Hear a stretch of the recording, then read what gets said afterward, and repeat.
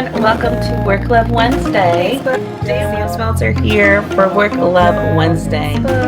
It is time for Work Love Wednesday.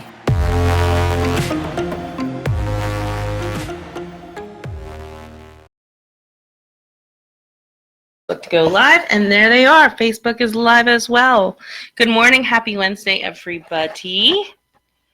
It looks like it's going to be a beautiful day outside. As you're hopping on, make sure you give me a wave or say hello, because it lets me know that there's people on, but it never tells me who. The beautiful world of stats. I feel like you're all so far away. I don't think I can make you closer.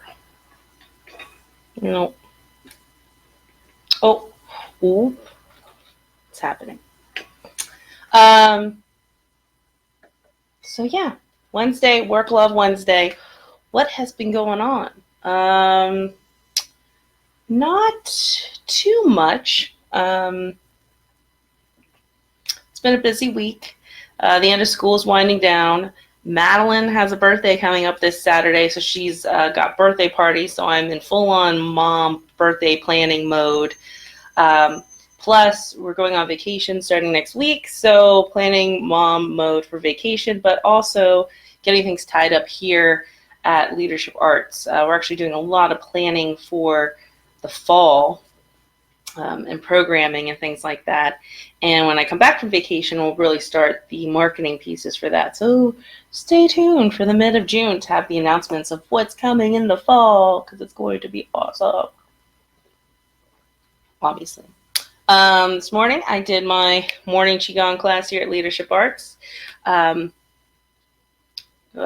It's a beautiful practice. It was much needed. After Memorial Day weekend, having those 3-day weekends with the pool opening, I kind of took a hiatus from Qigong, and my body definitely felt it.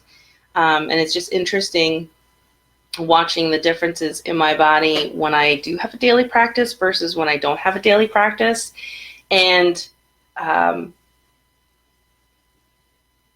anyways, that's not the topic for today. Maybe I'll do maybe I'll do a blog post or something like that. This chair is like sinking me. I feel like I have to like lean forward so I don't look so far away. And then on Instagram, I look all, I don't know, whatever.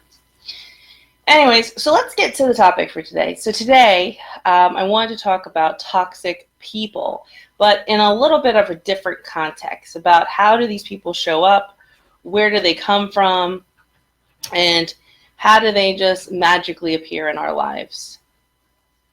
And so, we're going to pause for a minute.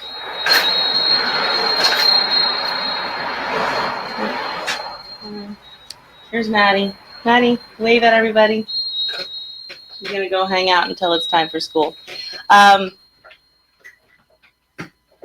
So I want to talk about toxic people and where do they come from and how do they just magically appear in our lives? Because isn't that what it feels like? I mean, I've never met anybody who actually goes out into the world and is like, hey, I feel like my life is lacking some toxicity and I want to fill that up. And so let me surround myself by those people and then have relationships with them where they're so deeply embedded that I can't ever get rid of them if I have to, because there's just so much complex. It's just a complex situation. I don't know what word I was trying to turn that into. But that's not what happens. So where do they come from? And this past week, it was really interesting because I was interacting, number one, with a relationship that is not very healthy, but because of the complex nature of it, it has to stay in my life. And so I have to navigate it using some very hardcore boundaries. And that's just the way that it goes. It's family related. I mean, when it's family related, you can't really, you can abandon people when they are family and they're toxic, but it's really hard to do. It's just truly very difficult to do. And depending on the situation of that toxic person, really, I guess, makes the determination if you want to take it to that level. And I'll talk a little bit about that.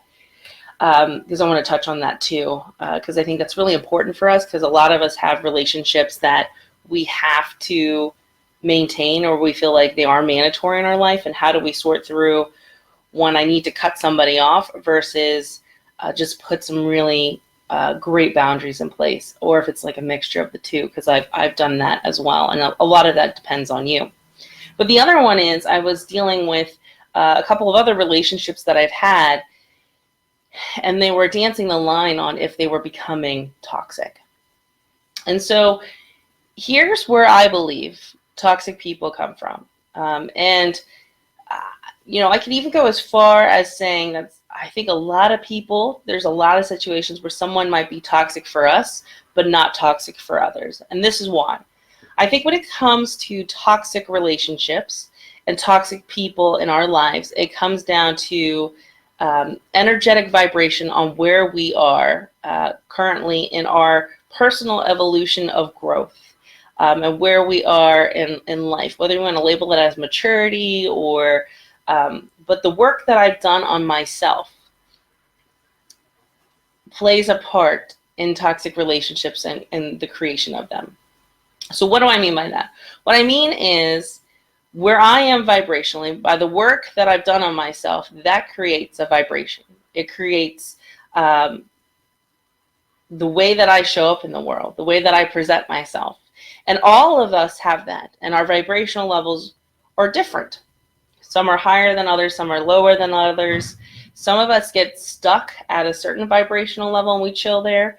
But what happens is when we're building relationships, we are find people, we're attracted people, I believe it's off of those energetic levels. I think there's an energetic compatibility that you're growing and you're in this kind of space and I'm in this kind of space, and then we mutually kind of connect.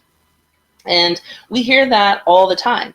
I met this person and I'm really connecting with them because we were on the same, like we're going through the same things. So whether that's like I'm a new mom or I'm a new entrepreneur, or those are the really simple things. Then there's the things that are behind the scenes when I'm having struggles with stuff, and then I find someone who is really empathetic to it because quite frankly they either just went through it or they're going through it now.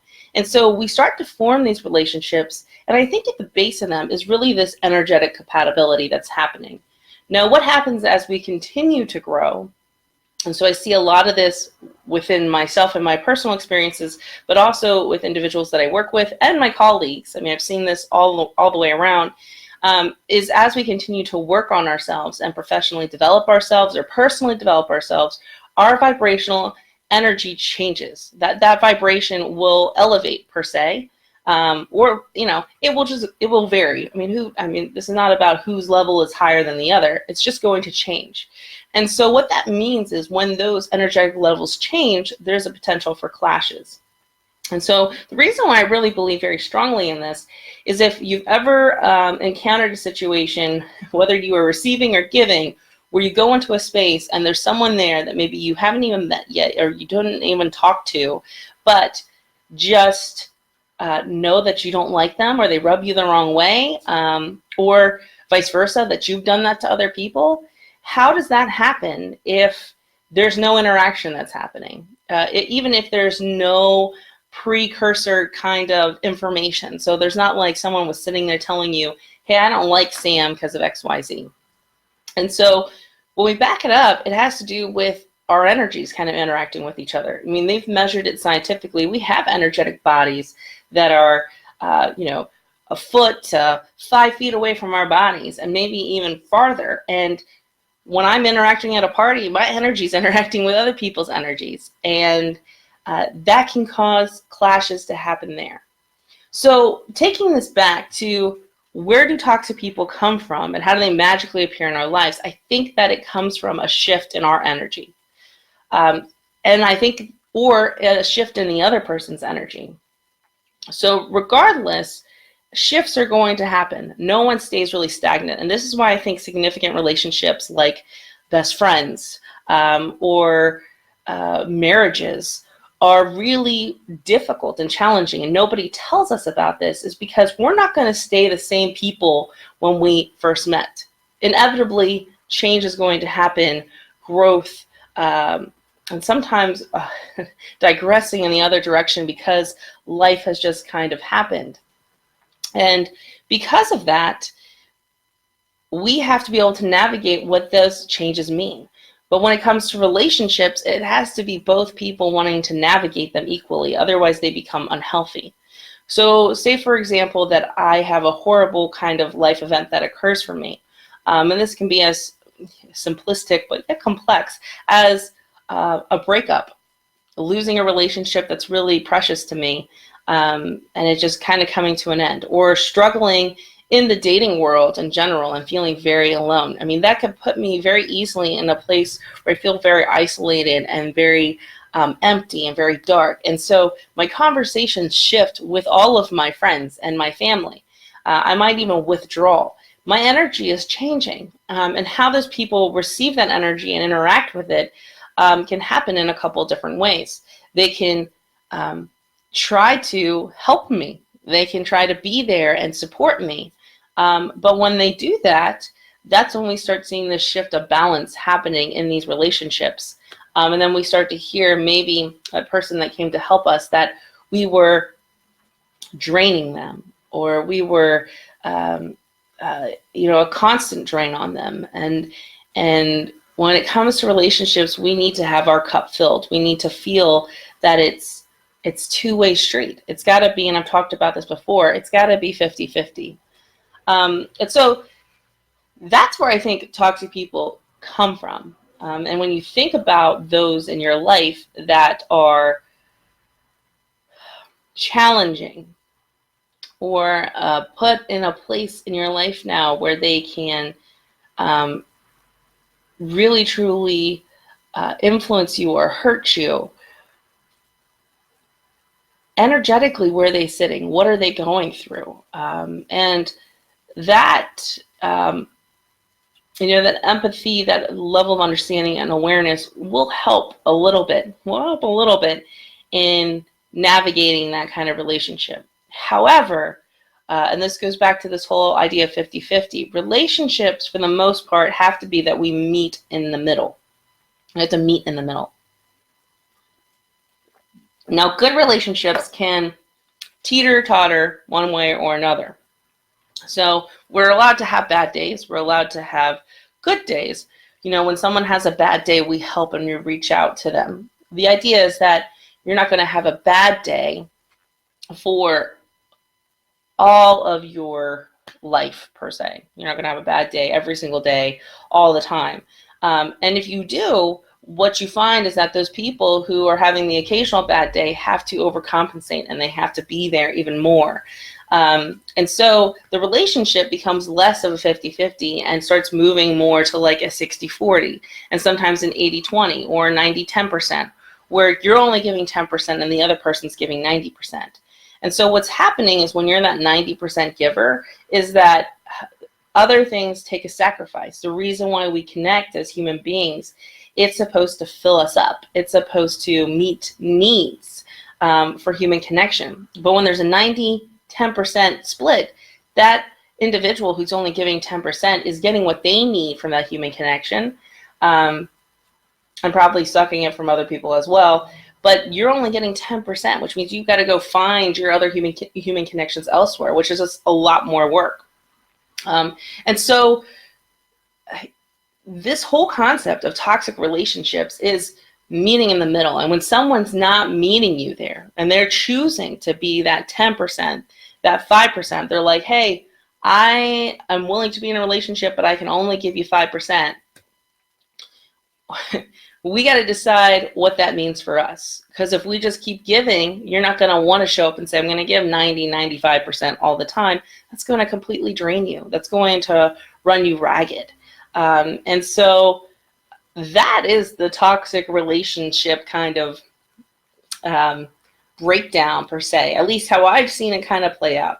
Now, the question I get all the time is, how do I navigate it, cut it out, whatever, especially not per se like people who have come into our life and then they can move on. I mean, they're still painful. Anytime we have to get rid of a relationship, we've connected with individuals, it's still going to be painful to kind of move them on. But then there's these others that are kind of, whether they're friends and family, childhood friends, like extended family, like those people are not as easy to get away from. Spouses, significant others, those relationships that had an intimate initial connection, you can't just peace out on them. There's history there. There's loyalty there. And so here's what I kind to put out to you when those relationships exist. Number one, get real with the percentage of who's giving and who's taking, and how much is each one bringing to the table. How far are you from that 50-50 point at this? And then what is the commonality of when you are at that 50-50 point, or where are you? Like, get a realistic kind of perspective of where you are on those scenarios. And then the next step is, if you realize that this person is like a 80-20% kind of relationship, or a 10-90% kind of relationship, I need to put things in place so that I'm not giving 90%. And it's going to result in a gap there where that person's going to feel like they're not getting because they want 90% from you. And it might result in but we got to bring it back down where you're only giving 50%. In some cases, you have to back it down where you're only giving 10%. If you're only going to give 10%, then I'm only going to give 10%. And so how does that play out? It could be I limit interaction with that individual. So I don't cut them off from my life, but I don't allow them to talk to me every single day. I don't allow them to have day-long excursions with me. They get a controlled kind of time frame, and even parameters set on what I do during that time frame. So for me, in certain situations, I have a rule that anything that can emotionally trigger me is not a topic that I'm allowed to discuss with that individual. On top of that, there has to be a definitive time frame with that individual. So there's no open-ended. There's no, hey, let's go get coffee and just hang out. No, I have from 1 to 2 to go hang out with you, and that's it.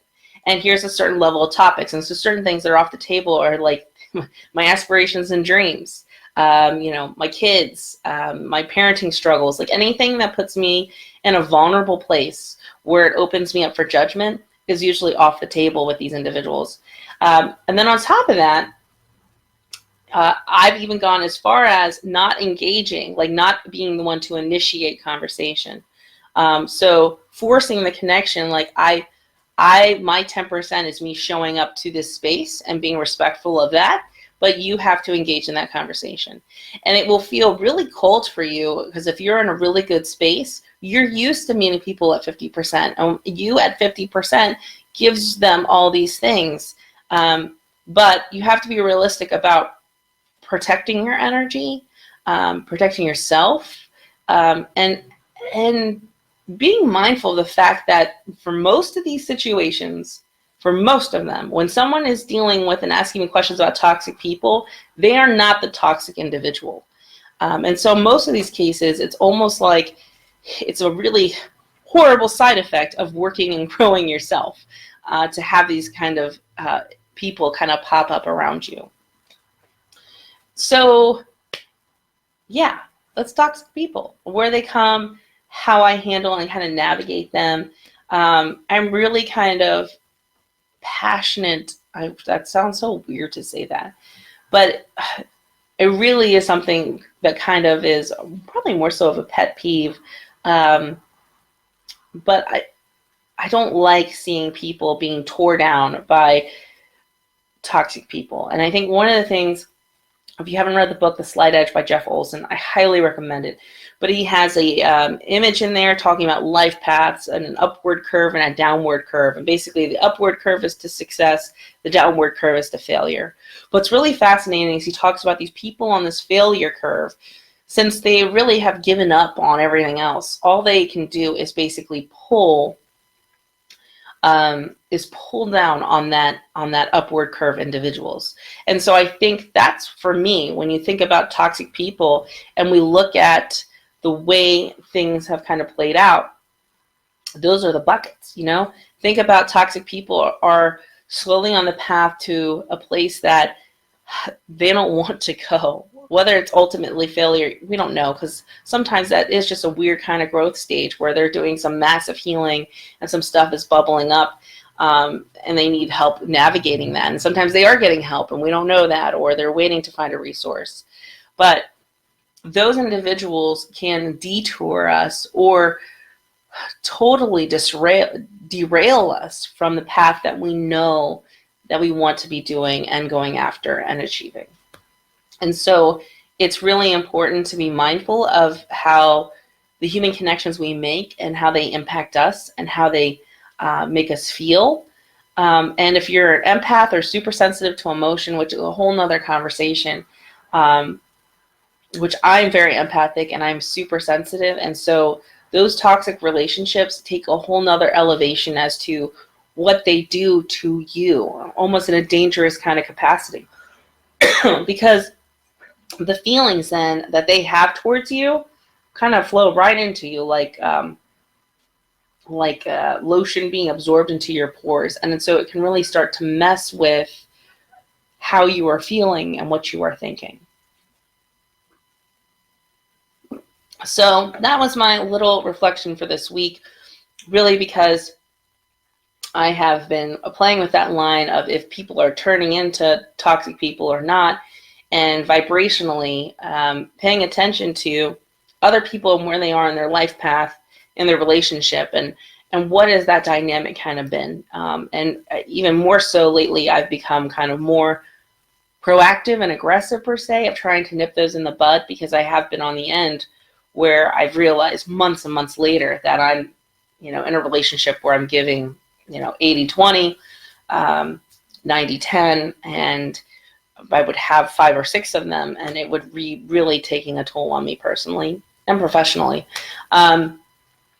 So that's my Work Love Wednesday kind of breakdown for you, something that I think is really needed to take a long look at to make sure that you have what you need to continue doing what you love and showing up and doing meaningful work in the world. So if you're watching this later as a replay, make sure you say hello in the comments, because once again, it doesn't tell me who's watching. It just tells me that I have people watching. So it's always nice for you to say hello so I know that you were here. And as always, thank you so much for taking time out of your day and joining me. And I hope you have a great rest of the week, even though it's a short week because we have a 3-day weekend. And I hope you're enjoying the start of summer, because it's right around the corner. June 1st is Saturday. Madeline will be 8. Can you believe it? Can you believe it? Other than that, have a great day. I'll talk to you guys later.